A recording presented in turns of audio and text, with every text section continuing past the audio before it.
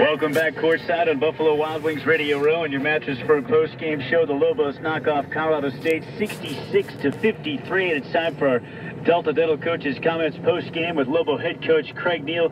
Coach Neal, congratulations. The first thing you said when you sat down here before we got live here on the post-game was that was a big crowd. Oh, there's no question about that. I kind of knew it, though. But that was a lot of fun. I mean, that was a big time Saturday night, and it was a lot of fun for our kids, and you know, it was good for my staff because I got so many new guys, just for them to, you know, eyes wide open and just checking it out and seeing it for the first time. And I mean, we had great crowds all year, but that was one of the ones that, you know, it was pretty full, and they got after it. I anticipated it being a pit crowd, but until you really started, you were the biggest cheerleader out there. I mean, you got the crowd going. Hey, I told you it was the red blazer. I decided to wear that, and then, you know, I'm going to do whatever it takes to help my team win, and that's part of coaching. And I have to use this, as like Robert said, why wouldn't I use this for an advantage and get it going and get it as loud as we can? And we got great fans, and, you know, I just want to have as much energy and passion about our Lobos as they do, and they help me get energy, and they get me fired up to come coach here every night. And that's one thing that's great about being the coach here. Coach, they were fun to watch tonight. Right. Just in all aspects of the game. How do you get them to play at this level? I mean, I'm really surprised. I mean, we've been watching, you know, since November, and I mean, over the last two games, they've been more efficient, shooting the ball better, moving the ball. I mean, tonight they had a team 17 assists. Mm-hmm. I mean, how do you get the guys to play at this high level? Well, I think it is just the development. I mean, I think just learning, and, you know, we spent a lot of time over the last 2 weeks just trying to teach. And, you know, teaching has a big thing in our game, and with a new team, you know, that's been important, and I think our younger guys grasp it. I think they're good listeners. I don't think they have an agenda. I think they want to do whatever's best for the team. They're very selfless. But you can win and beat a ranked team 66-53 without Deshaun Delaney scoring more than 10 points and without Hugh Greenwood scoring more than 10 points. That says a lot about your team. 11 guys played, 11 guys contributed. Just a lot of energy. And really proud of them. Sam Logwood was phenomenal tonight. Yeah, he was. Boy, you guys identified the mismatch. They didn't have a guard that could play him, that they were guarding him with, and he was unstoppable. He's very similar to how Tony Danridge was. Yeah. Very similar body type, very similar strength-wise. You can really put him on different spots of the floor and he can make plays for you. Not only scoring it, but passing it and getting to the line. And, you know, one thing about Sam is he's done everything I've asked him to do. He got here late. He couldn't make 100 shots out of 400 when he first got here. I tweaked with him a little bit, messed with him a little bit, spent about 30 minutes with him, showed him what he had to do, and he's in here on Sundays and shooting 600 to 1,000 shots, and he's just one of those kids that listens and learns, and he's going to develop, and that's a lot of our kids have done that. And it was good to see Jordan play well, but that shows you a glimpse of what Jordan can do, and when he gets tired or out of shape, when he settles for jump shots, that's what he can't do. And he's got an arsenal offensively, and it was good to see him get in with the guys, and also Arthur the same thing. You talked about matchups and how difficult CSU had in terms of matching up with our New Mexico. The matchup you recognize on the court, I think one time down, you're running a play either to Devin Williams or to Goodman, because Avila couldn't guard him, and I thought that was interesting. Yeah, I've always been good at that. It's just a little bit different when you're sitting over there and you're 18 inches over and you don't have to worry about the whole game. And I always used to be really good about it when Steve was here, but I've been doing a lot more of that. This year I've run a lot more stuff to get everybody involved because of a new team, but now that everybody knows what we're doing and the offense we're running, I can do a little bit more of that because I can put guys in spots because I've been around them long enough to know where they're going to be productive and not productive, and that's been good.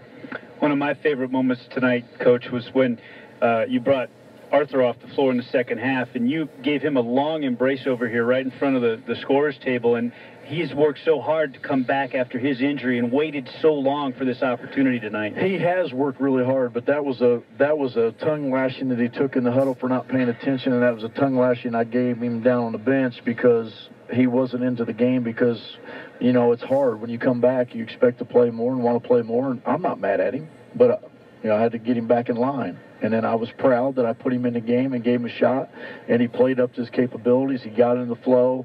You know, he had a great attitude, played with a lot of injury, and I wanted to hug him and let him know, hey, thanks for listening, thanks for being respectful, and then also thanks for going in and playing your butt off.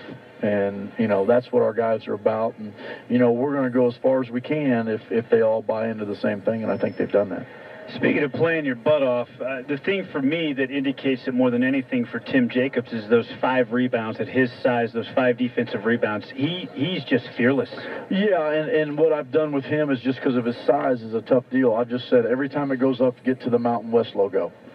And you'll watch in games, and you could even stat them. I know they got all these programs out now where you can stat them.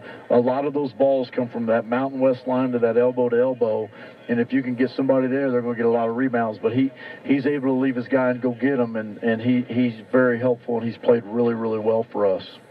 What did you guys do tonight defensively to slow down Avila so much? I just think we gave him space. And we really gap help. We didn't let him drive and spin. We backed off of him and gave him the jump shot. Last year, if you guys recall, we beat them up there, and that was without Alex Kirk, and Cam Bairstow was in foul trouble. And Cam set out, and we had to play Nick Banyard, Dede, Kendall, Cullen, and Hugh. So, and then an upgrade. You know, I just want you to know before we get off the air, I just said at the press conference, just so everybody knows, after discussion with his family, which I'm a part of, Cullen's gonna file for a medical hardship. So he's not going to play the rest of the season. So it's, as a coach, it's really wanted him to come back and see how he could do, because I thought he was really going to help our team this year. But understand, you know, he's just not back to normal. He's already missed 11 games. He's not going to be healthy for a while. And if I put him into play after the second half of the season, which is the Utah State game, he's in. And if he gets hurt again, then he wastes a year. So we're going to do the application and we're going to apply for the medical hardship. Where is he mentally? I'm sure it was not an easy decision. He's pretty good. You know, Jeff Grammer asked me the question upstairs, you know, because I know it's a radio talk, and Michael is on that. And, you know, everybody wants to know why he sits by me. He's sat by me since he's been 7 years old. And last year when he played, he always sat by me, even though he wasn't a starter. And then if you watch football games, and when the quarterback's out or he's injured, he's always got a headset on, and he's always trying to help their team. And he's been around my program since he's 7, and he's been around here since we got here, and he knows more about our offense and more about what I want, more about what we do, and he's very helpful for his teammates, and his teammates turn to him for advice and what they should do or what happened. And then when guys come out of the game, he can be a positive influence. He can be a positive influence on, hey, you got to do this. Hey, you need to do this. You need to roll quicker. He knows the game, and he's going to be very helpful, and that's going to be one of his deals he's got to do. And he's going to make sure that everybody has their notebook, since that he forgot his notebook one time. So he's going to make sure the other guys always bring their notebook. We started on the topic of development, and I just see continuing improvement with Obacha. Jed, Hunter talked about what he does to disrupt things in there. With that wingspan, altering passes, altering shots, he's something. Robert, it'd be like me and you going out there you'd try to score on Hunter and I with badminton rackets.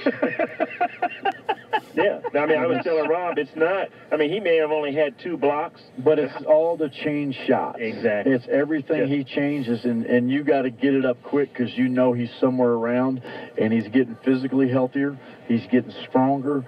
He wants to win really bad. He's a great kid, but he's been terrific. And it's just one of those things where he's gotten better and better and better, and I think everybody's doing that. Coach, great night. There was one ugly on here, and it's free throws. It worries me. Worries you. Going on the road. I can't sleep. What are you talking about? Worries you. Worries you. I'm glad it worries you. Going on the road and you can't make freebies. Not only can we're missing freebies, we're missing front ends. Yes. And to be realistic, and I know nobody wants to talk about this, to be realistic, that's missing 2 free throws. Yes. And, you know, you can say, well, we shot 10 of 19, and I don't know how many front ends we missed, but okay, let's say you missed 3 front ends. You're really 10 for 24. Yep. And if you miss 3, you're really 10 for 25. So, I mean, that's a concern. I mean, we're shooting them. I mean, I don't know what to do. Maybe we should start shooting them underhand. But, you know, Timmy's got to work on his. You know, if he's going to play late in the games, he's got to work on his foul shots, because you can't be a 6-foot point guard and can't make foul shots. And, you know, if you look at our percentages, our guards got to do a better job. They got to be able to make free throws, because that's who you want shooting them at the end of the games. All right, you guys have an extended road trip here coming up. You're going to play San Diego State and Utah State on the road. Yeah, it's kind of a weird trip, because we're going to try to get back, but I think we're going to stay out because we're out of school. Because we would have had to fly back. It's a late game. We would have flew back on Wednesday, and by the time we got back and got guys settled, they're not in class. Then we have to leave Thursday night to get to Logan. It's just better. We're just going to stay in San Diego after the game.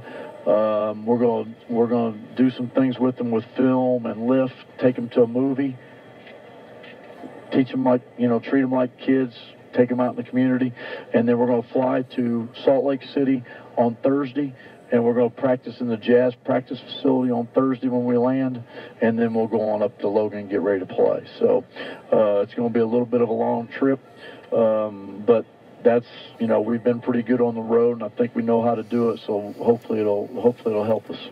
Well, you guys certainly came out strong in 2 home games here.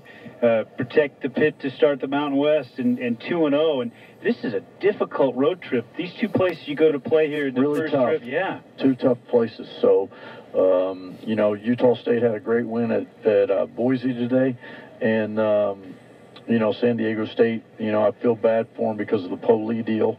It's sad. Hopefully he's okay to play, but the most important thing is his health. We loved the game. We had that issue with Emmanuel Negadu, and we had to shut him down for his career. So that's always worrisome, and we feel bad for them, but they got a terrific team, and Fish does a good job. We've had some major battles with them over the last 8 years, and I wouldn't think any less will happen on Tuesday. All right, Coach Neal, congratulations. Tremendous win tonight. Appreciate y'all. Thanks. Thanks, Coach. Level Head Coach Craig Neal, your Delta Dental Coach's comments brought to you by Delta Dental of New Mexico.